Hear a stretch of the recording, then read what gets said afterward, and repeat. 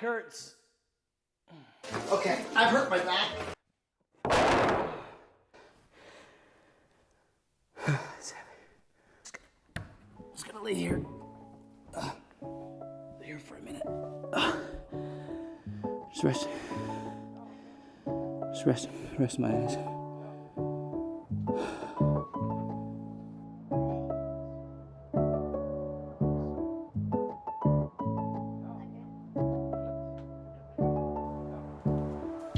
As usual, the beginning of every project starts with doing some rough measurements, some rough cuts, and then milling the wood.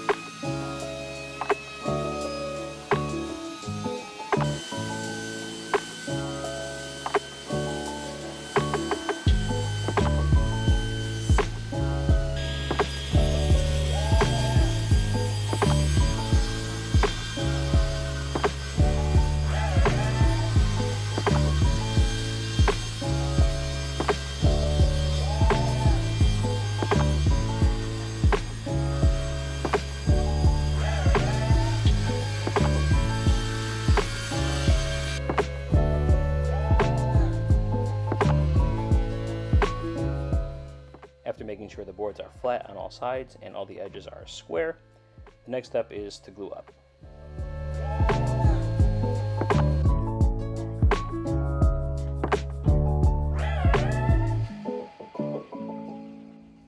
Now, a breadboard end is essentially just the creation of a tenon that fits into a mortise at the end of each side of your table.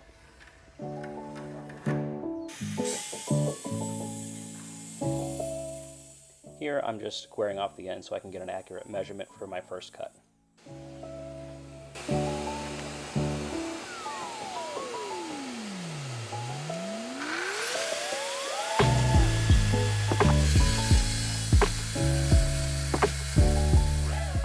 Your first cut should be just nearly to depth, but not all the way.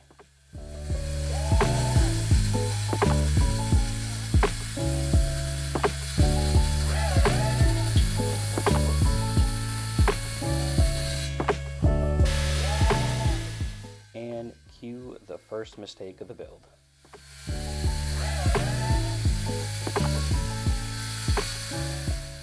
Pay close attention to the first cut that I made and then the depth of each subsequent cut that I make.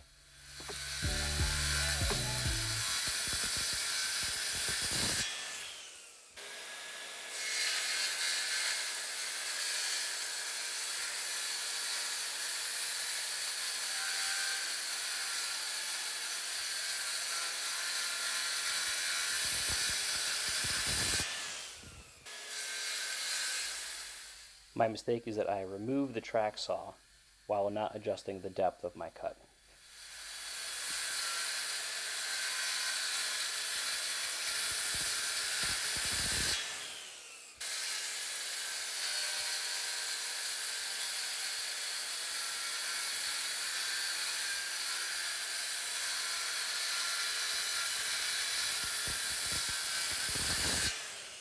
Okay, because on this channel we don't hide our mistakes.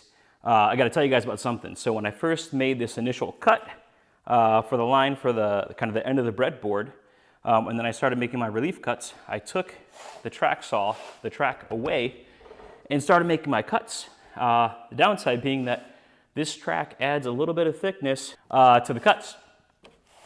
So when you take it away, the depth of that your saw is set to is actually going to be a little bit deeper.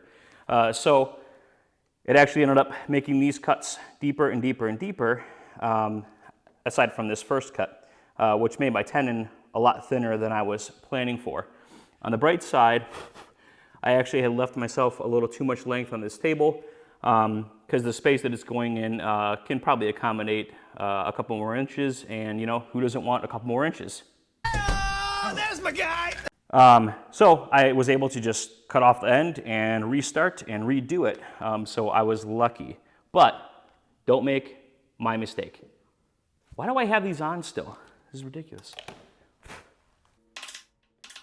The next step is to take your chisel and a hammer and remove the first 1 to 2 lines of relief cuts to allow yourself to have some support still while you're using a router to then get down to your final depth.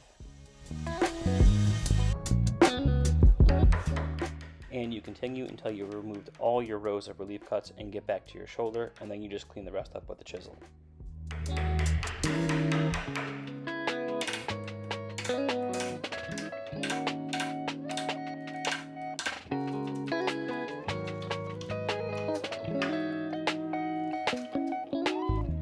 Then you just draw out on your tenon the detail of the cutouts that you'd like to make.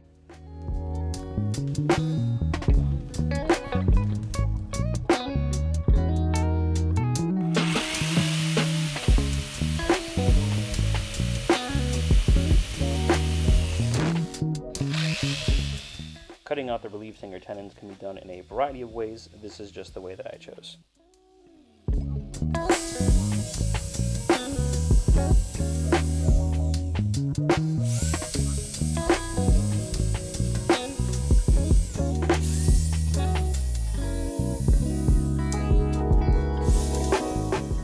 Now you just use your tenons that you've already created to mark out the reliefs that you're going to cut for your mortise.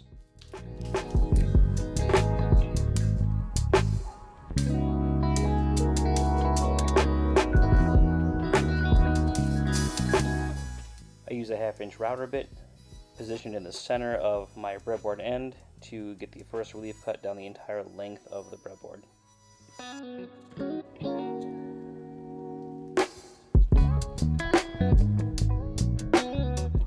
Next, you take a 1/2-inch drill bit and you drill out the areas that you previously marked for your tenons.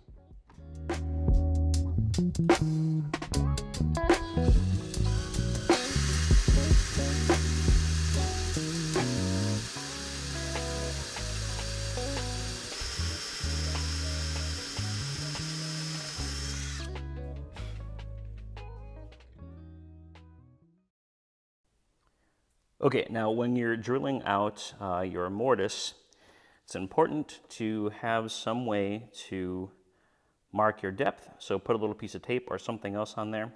And this little slot is pretty good at keeping your drill straight. So just kind of use that as a guide. And as you can see here, I mean, I got a little bit off track here and here and here and here. You know, it wobbles a little bit. I'm not perfect, nobody is.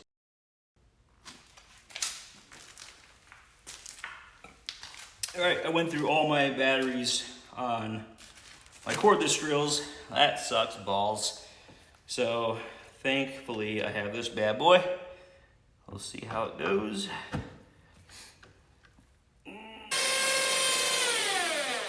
Oh, the power. I can feel it.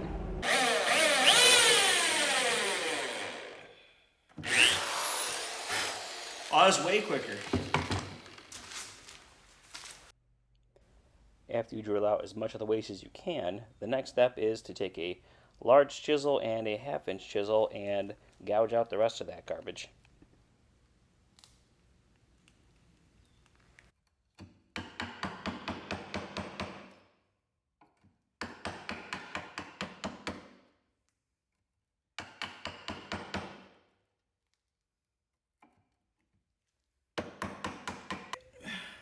And you know what I hate the most about mortise and tenon joinery and hollowing out mortises is all the work it takes.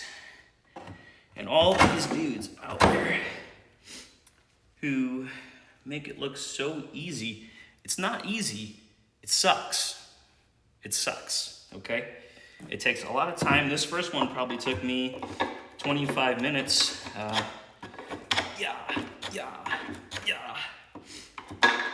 And the second one, I don't know, maybe 12 or 15 minutes. I'm getting faster. Not fun, it's tedious.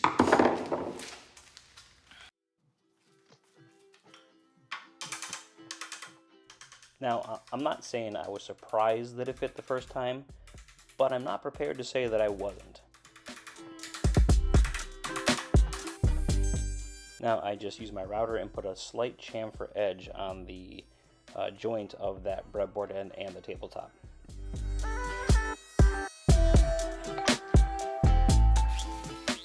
Next, you measure out where you want your dowels to go through the tenons, and then just use your 1/2-inch drill bit and drill.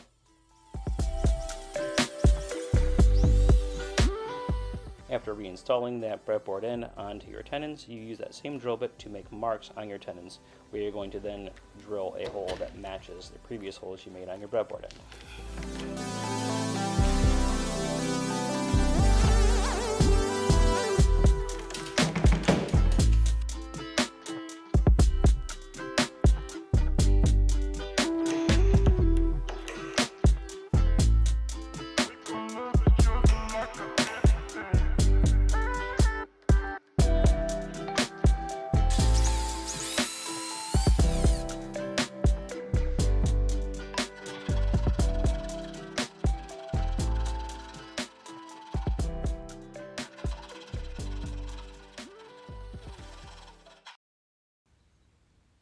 Now you want to elongate all these holes to allow for seasonal wood expansion.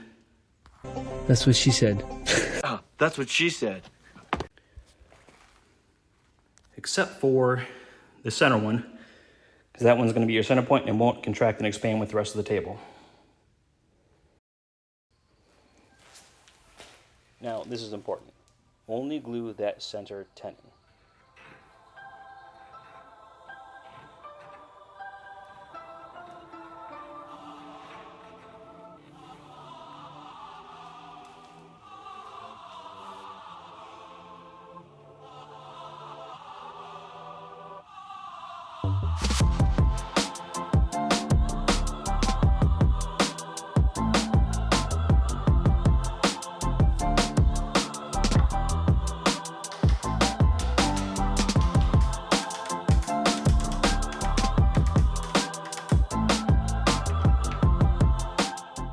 And this is also important.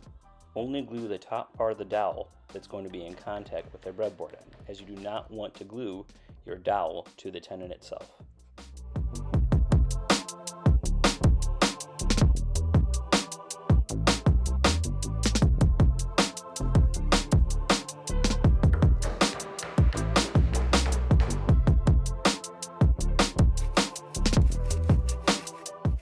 Then cut those dowels flush and sand away.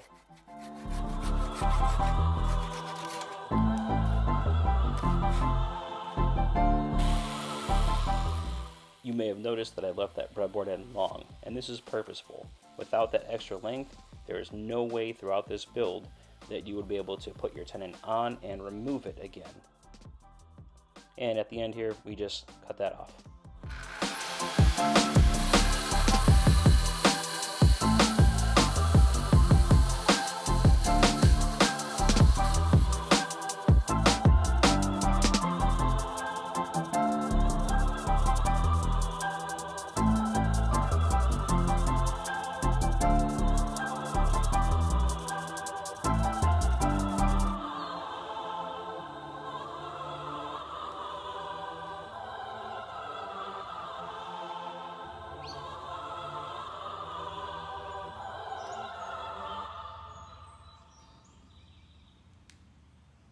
All right, if you like this video and you think I've earned it, don't forget to like and subscribe. The ability of me to feed my children literally depends on it.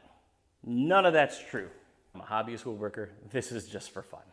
And don't forget to stay tuned for part 2, where I build the base for this table.